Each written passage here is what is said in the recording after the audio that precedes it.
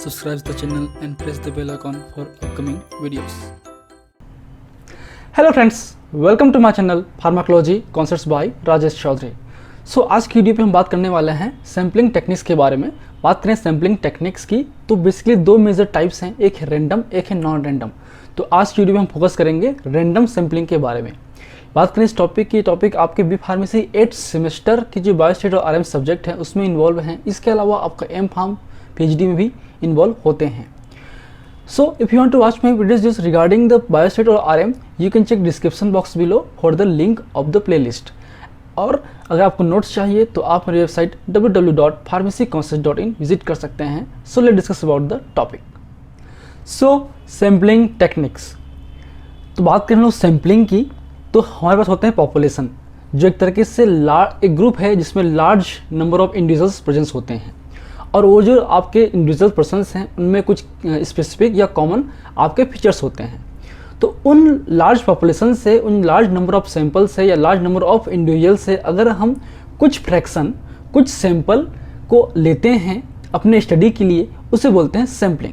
Sampling means taken a fraction of samples और individuals from the population is known as the sampling. ठीक, बात करें sampling techniques की, हम जो ले रहे हैं स्टडी के लिए, कुछ सैंपल ले रहे हैं, वो सैंपल किस तरीके से लेंगे, क्या उसके बेसिक टेक्निक्स होगा, उसे बोलते हैं हमारे सैम्पलिंग टेक्निक्स। अब इसमें दो मेजर टाइप हैं, एक है हमारा रैंडम और प्रोबेबिलिटी सैम्पलिंग टेक्निक्स, सेकेंड है हमारा नॉन रैंडम और नॉन प्रोबेबिलिटी सैम्पलिंग मेथड्स और सैम्पलिंग टेक्निक्स। इसे हम सैम्पलिंग मेथड्स भी बोलते हैं या फिर हमारा टेक्निक्स भी बोलते हैं, दोनों बोलते हैं। ठीक है, याद रखिए। अब बात करें रैंडम में, जो आज हम बात करने वाले हैं, इसमें दो टाइप के हैं, एक हमारा सिंपल रैंडम सैम्पलिंग, एक है हमारा रिस्ट्रिक्टेड रैंडम सैम्पलिंग। सिंपल में लॉटरी और टेबल ऑफ रैंडम, रिस्ट्रिक्टेड में हमारा स्ट्रेटिफाइड, सिस्टमेटिक और क्लस्टर सैम्पलिंग, जिनको हमको आज कवर करना है इस वीडियो पे। नेक्स्ट वीडियो पे हम बात करेंगे नॉन प्रोबेबिलिटी और नॉन रैंडम सैम्पलिंग के बारे में, जिसमें आते हैं जजमेंट सैम्पलिंग, कोटा सैम्पलिंग और कन्वेंस सैम्पलिंग। ठीक है, अब रैंडम का मतलब होता है रैंडमली आप सिलेक्ट करना, बिना बायसनेस हुए, बिना बायस के आप किसी को भी सिलेक्ट करना, एक तरीके से रैंडम है। ठीक, चलिए बात करते हैं one by one basic points के बारे में। So each sample has a equal opportunity और प्रोबेबिलिटी टू ऑफ सिलेक्शन। मतलब जैसे कि बात कहें, अगर हमारे पास 60 स्टूडेंट हैं हमारे क्लास में, अगर हमको कुछ स्टडी करना है और उसमें से कुछ सैंपल लेना है हमारे स्टूडेंट्स का, तो हर एक स्टूडेंट के पास इक्वल अपॉर्चुनिटी होने चाहिए। ऐसा नहीं कि हम बायसनेस हो के हम कुछ सिलेक्टेड जो हमको अच्छे लगते हैं उन्हीं स्टूडेंट्स को कलेक्ट करें, ऐसा नहीं होना चाहिए। आप रैंडमली किसी को भी सिलेक्ट कर सकते हैं। ठीक है, अब कैसे करेंगे आगे बात करेंगे, with the help of lottery system और table of random system. So unbiasness during the selection, it also called probability sampling, क्योंकि इसमें हर एक की प्रोबेबिलिटी इक्वल होती है। In this method We assume that all samples represent the population, क्योंकि हम इस मेथड पे ये मान लेते हैं कि जो भी हम सैंपल टेकन करेंगे वो सैंपल्स जो हैं उस पूरे पॉपुलेशंस को, उस क्लास को रिप्रेजेंट करता है। अगर बात करें हमारे क्लास की, जिसमें 60 स्टूडेंट्स हैं, 60 में से 10 स्टूडेंट्स को ले रहे हैं, तो हम मान लेते हैं हर एक सैंपल, हर एक इंडिविजुअल स्टूडेंट अपने पूरे क्लास को रिप्रेजेंट कर रहा है। ठीक है, क्या इसके फायदे हैं? So it does not depends upon the existence of detailed information about the universe for the effectiveness.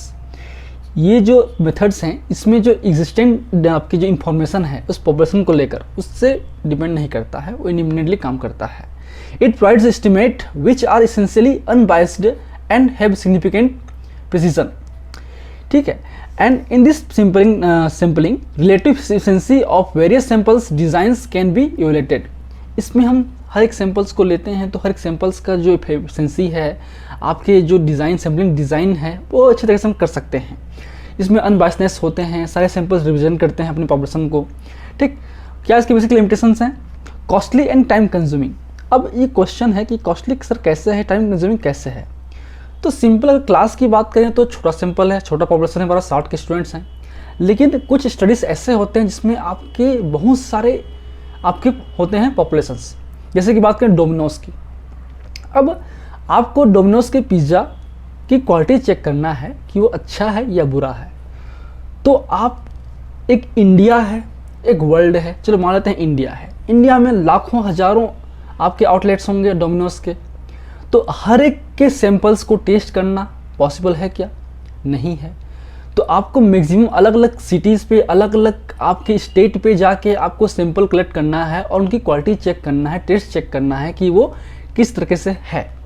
उस बेस पे आप रेटिंग करोगे अच्छा है बुरा है, ठीक है। तो आप कम से कम 100 पिज़्ज़ा तो खाओगे अलग अलग सिटी से, अलग अलग स्टेट से। तो आपको अलग स्टेट में जाना, इन्वेस्ट करना, तो उसमें आपके टाइम कंज्यूमिंग भी है और आपके मनी कंज्यूमिंग भी है। तो कुछ स्टडी में ये बहुत ही टाइम कंज्यूम और बहुत ही मनी कंज्यूम होता है। डिपेंड करता है आपके सैम्पलिंग टेक्निक्स की बात करें तो वो टोटली डिपेंड करता है आपके स्टडी पे कि आप क्या स्टडी कर रहे हैं, सैम्पलिंग क्यों कर रहे हैं, कहाँ पे रैंडम होना है, कहाँ पे नॉन रैंडम होना है, ये सब डिपेंड करता है हमारे स्टडीज़ पे, पॉपुलेशंस पे, सैंपल पे, ठीक। So it is very high level of skill and experience required to apply correctly. तो हमको रेंडमली सेलेक्ट करने के लिए भी स्किल्स होने चाहिए, करेक्टली करना चाहिए कि ऐसा नहीं कि किसी को भी आप क्लास में गए, हाँ चलो अभिषेक, भावेश, इस तरीके से नाम लेके खड़े करवा दीजिए और आपका सैम्पलिंग हो गया। ऐसा नहीं होता है, कुछ स्किल्स होते हैं, कुछ टेक्निक्स होते हैं जो फॉलो करना पड़ता है। तो बेसिकली 2 मेथड्स हैं। अब इस प्रोबेबिलिटी और रैंडम के 2 मेथड्स हैं। जैसे कि बात करें, एक हमारा सिंपल रैंडम सैम्पलिंग, बहुत सिंपल रहेगा, एक हमारा रिस्ट्रिक्टेड रैंडम सैम्पलिंग। तो पहला हमारा है सिंपल रैंडम सैम्पलिंग, जिसमें 2 पार्ट्स हैं, 2 मेथड्स हैं इसके, एक है लॉटरी मेथड्स, एक है टेबल ऑफ रैंडम। तो पहले देखते हैं ये क्या है बेसिकली। तो each sample has equal opportunity, probability of selection, unbiasedness during selection. Since the selection of item is completely depends on the possibilities or probability, therefore this method is also known as the or called as a method of chance selection. क्योंकि इसमें simple है, हम हर एक student 60 students हैं तो हर students के पास probability कितनी होगी, 1/60 होगी, ये फिक्स है, ठीक। Also the sample size is large and with item is selected randomly, thus it known as a representative या representative sampling। और हम मान लेते हैं कि ये सारे सैंपल, हर एक सैंपल उस पूरे पॉपुलेशन को रिप्रेजेंट कर रहा है, ठीक है।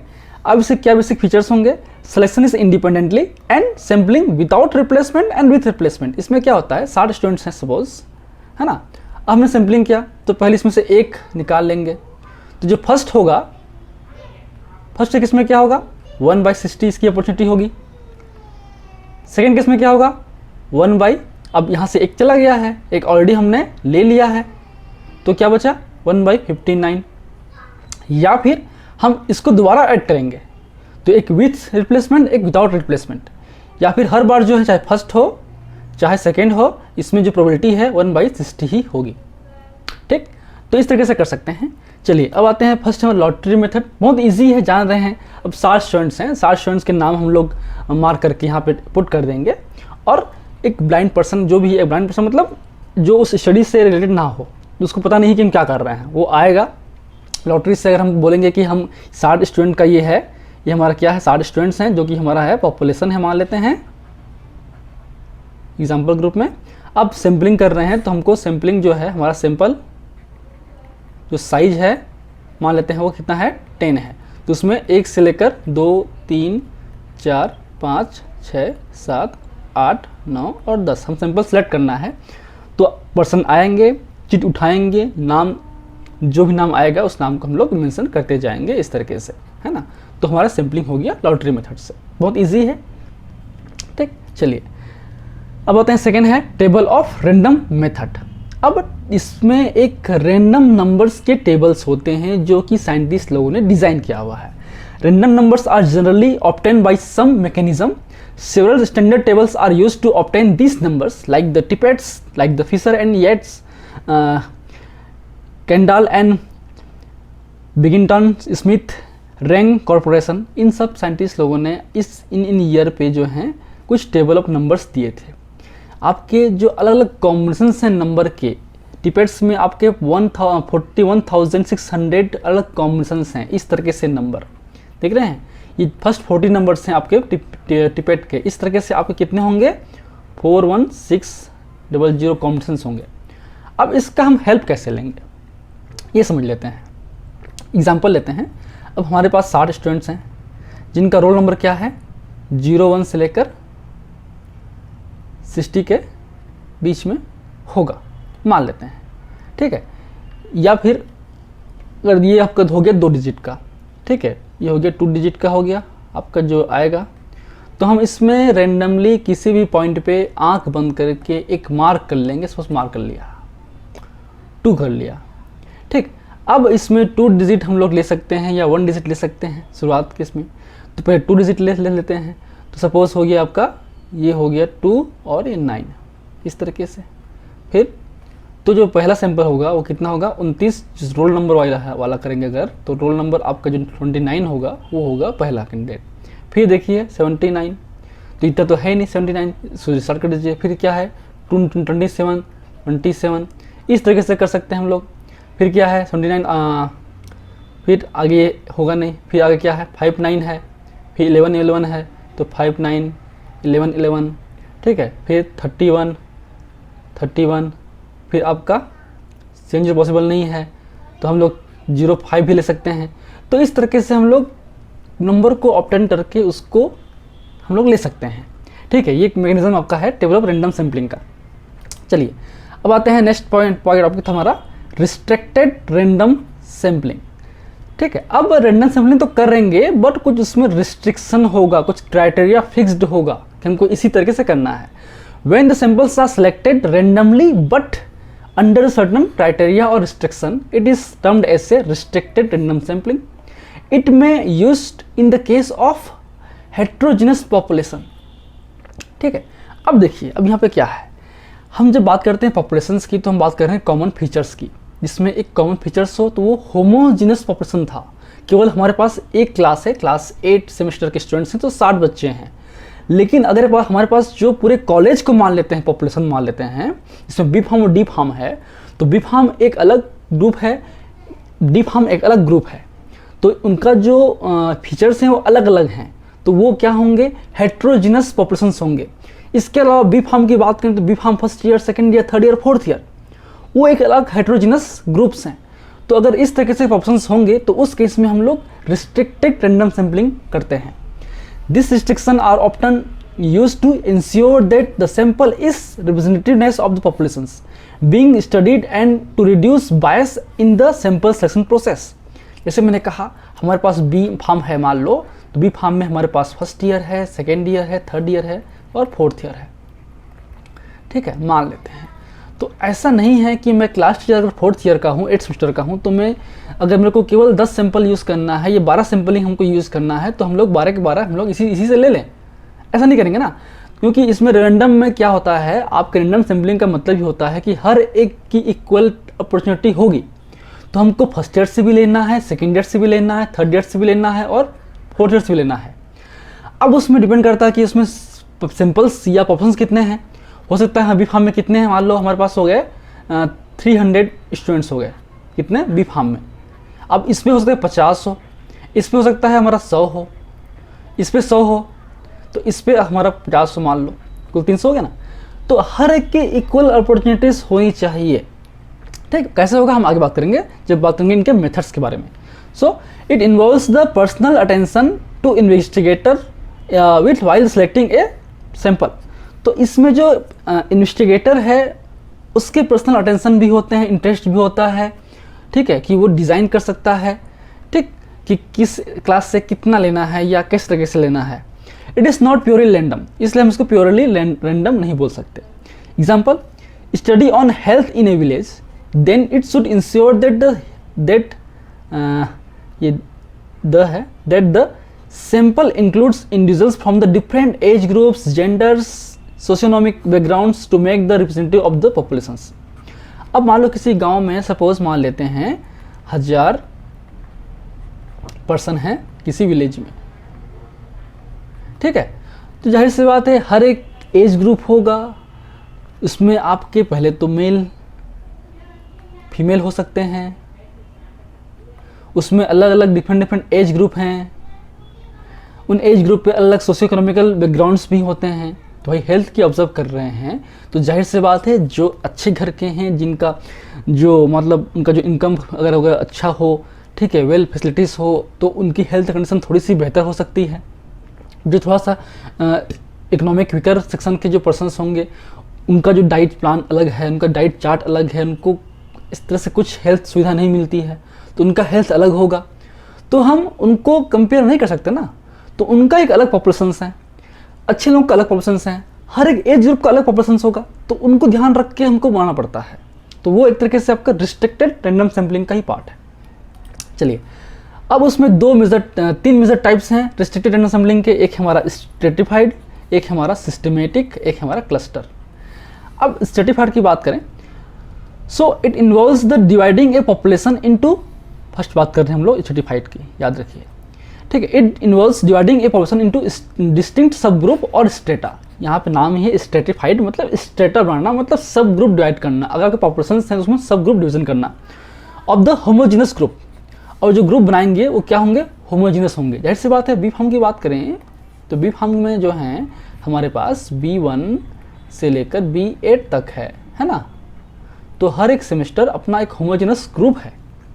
तो पहले पॉपुलेशंस को हमको सब डिवीजन में करना है, सब ग्रुप में डिवाइड करना है, जो कि उनमें खुद में एक होमोजीनिसिटी हो, ठीक। वो है आपका स्टेटा।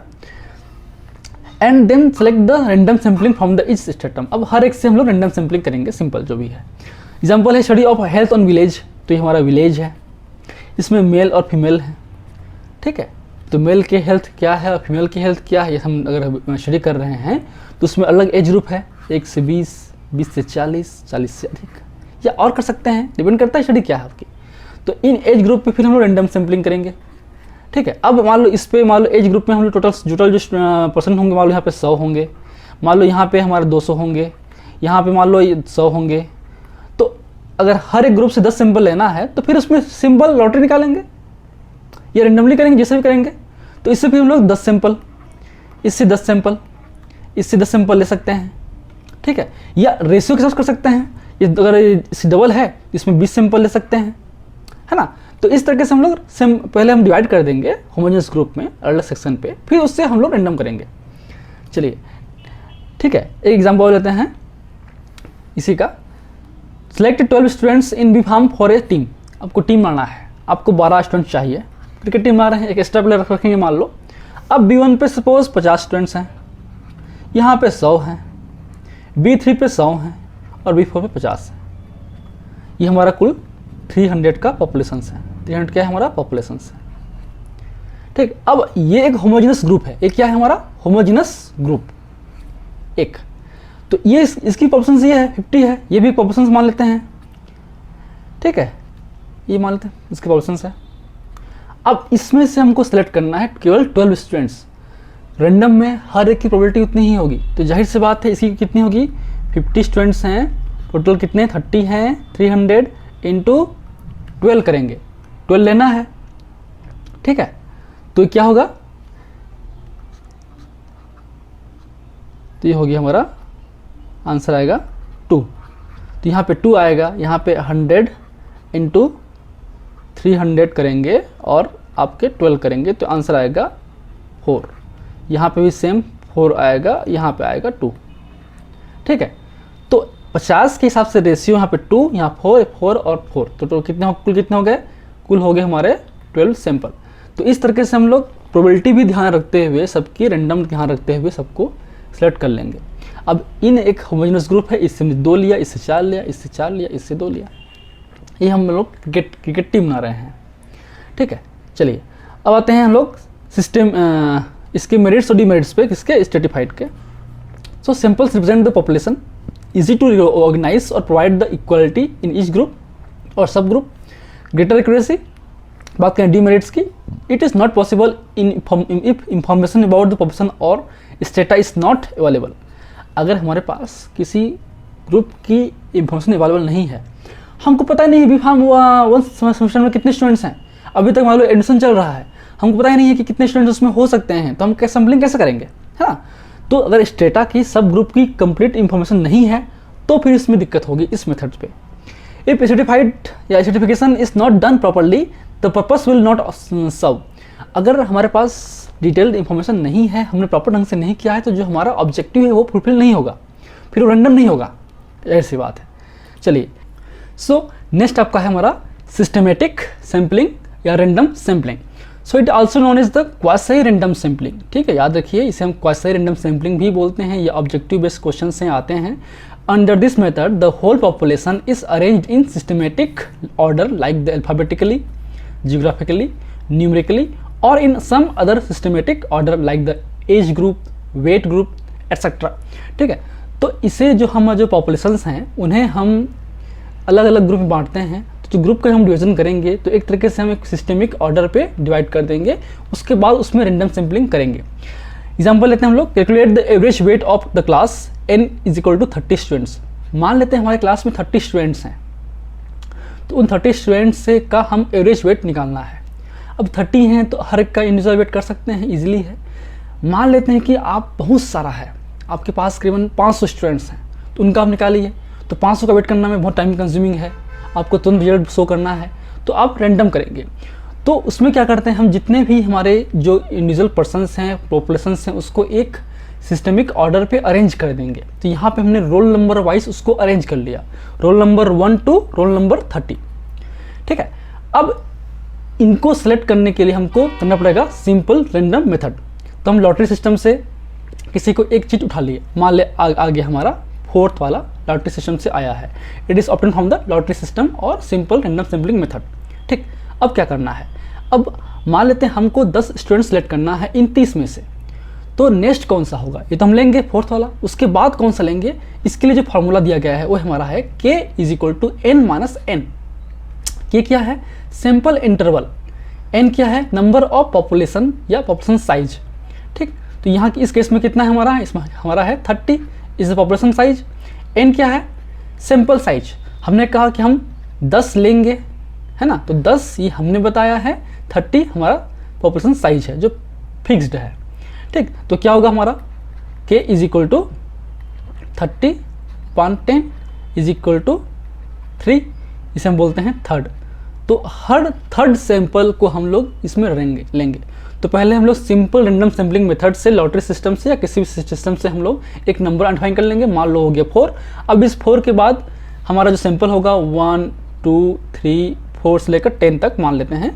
तो फर्स्ट होगा हमारा 4, जो रोल नंबर 4 है उसको हम ले लेंगे। उसके बाद हर थर्ड नंबर, तो ये first second third, first second third, first second third, first second third, first second third, ये थर्ड है, फिर ये थर्ड है, फिर ये थर्ड है। ठीक है, तो कितना हो गया 1 2 3 4 5 6 7 8 9, फर्स्ट सेकेंड और ये हो गया थर्ड।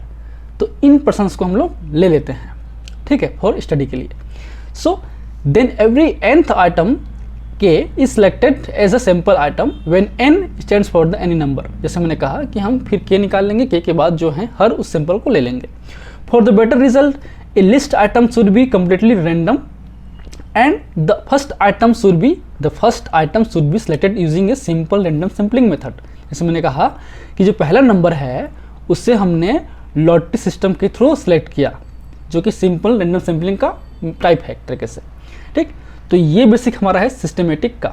ठीक, चलिए क्या इसके मेरिट्स हैं, very simple, rechecking can be easily done, it requires some amount of time and effort, बहुत ही टाइम एफर्ट कम लगेगा। डिमेरिट्स क्या है, possibly only if the complete list of items available, पूरी लिस्ट है स्टूडेंट्स का तभी पॉसिबल है। It feasible only if the units are systematically arrange होना चाहिए सिस्टमेटिक ऑर्डर पे, और there is a chance of biasness, इसमें बायसनेस हो सकता है क्योंकि थर्ड नंबर पे आएगा, जाहिर सी बात है। अगर एक आपको मालूम चल गया, अगर फर्स्ट रोल नंबर को हम ले रहे हैं और थर्ड हमारा उसका इंटरवल है, तो हमेशा उसके नेक्स्ट वाला ही आएगा, तो वो जान लेगा कि मेरा नंबर नहीं आने वाला, सेकेंड वाला आएगा नहीं, जाहिर सी बात है। चलिए फिर नेक्स्ट है क्लस्टर सैम्पलिंग। तो क्लस्टर भी एक तरीके से ग्रुपिंग ही है। The large portion divided into groups known as the clusters and draw a sample of clusters to represent the populations. तो इसका जो यूज़ है वो हम करते हैं अगर पॉपुलेशंस बहुत लार्ज हो कि उससे हम सैंपल लेना पॉसिबल नहीं है, उसमें रैंडम करना पॉसिबल नहीं है। ठीक है, तो उसको हम करते हैं, सब डिवीजन करते हैं आपके ग्रुप्स में, इसको बोलते हैं क्लस्टर्स। ठीक, it carry out multiple stage, से 2 3 4 स्टेजेस, बहुत से स्टेज करेंगे। जैसे कि हमारे पास लार्ज पॉपुलेशंस हैं, तो इनको हम लोग किसी मेथड के थ्रू, जियोग्राफिकल के थ्रू या किसी के थ्रू हम लोग अलग अलग ग्रुप में बांट देंगे, डिवाइड इनटू सब ग्रुप्स लाइक द क्लस्टर्स। तो ये आपके क्लस्टर्स हैं, ठीक है, क्लस्टर्स हैं। फिर उनमें भी हम लोग सब ग्रुप करेंगे। इस मान लो हम लोग रेंडमली सेलेक्ट कर लिया G2, लॉटरी सेलेक्ट कर ली, लॉटरी से निकालेंगे जी। हम लोग मान लो बहुत सारे हमारे पास सपोज मेजर बात करें छत्तीसगढ़ की, छत्तीसगढ़ में अगर हम लोग 4 डिस्ट्रिक्ट का या मान लो पूरे स्टेट को हम लोग 4 मार्क कर देंगे, तो पार्ट 1, पार्ट 2, पार्ट 3, पार्ट 4। अब मान लो हम लोग रेंडमली पार्ट 1, पार्ट 2, 3 का नाम लिख के लॉटरी डाले और निकल गया पार्ट 2, तो G2 लेंगे। अब G2 को भी हम लोग अलग अलग जो उसके डिस्ट्रिक्ट्स हैं उसमें बांट लेंगे, जितने डिस्ट्रिक्ट होंगे, मान लो 3 होंगे तो 3 बांट लिए, ठीक है। फिर रेंडमली हम उसमें मार्क कर लिए, बी आ गया, सी आ गया आपका, ठीक है, सी वाला जो डिस्ट्रिक्ट है वो आ गया। इसमें भी फिर फर्दर स्टेज में हम लोग इसमें डिवीजन कर लेंगे, हर एक आपके सिटी पे, सिटी 1, सिटी 2, सिटी 3 पे करेंगे, है ना। तो इस तरीके से हम लोग लार्ज को स्मॉल पॉपुलेशन में कन्वर्ट करते हैं, यही पॉपुलेशन है ना, लार्ज है, स्मॉल स्मॉल स्मॉल, फिर इससे हम लोग सैंपलिंग करेंगे randomly,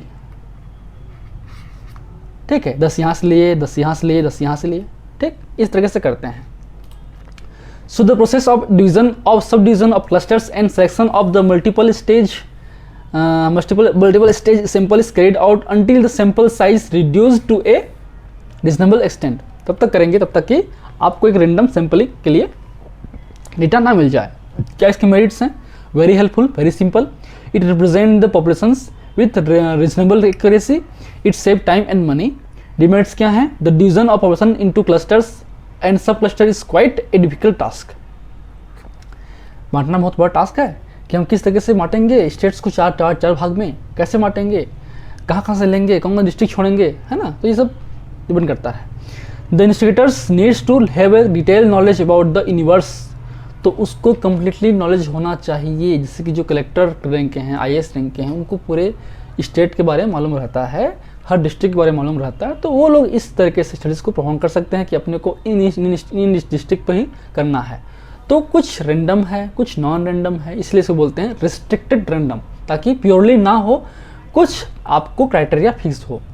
So these are the basics about the random sampling. I hope you like my videos. If you like my videos, please press the like button, share with your friend, and any feedback, please comment on the comment section. That motivates me for the coming videos. And last, thank you. Keep watching.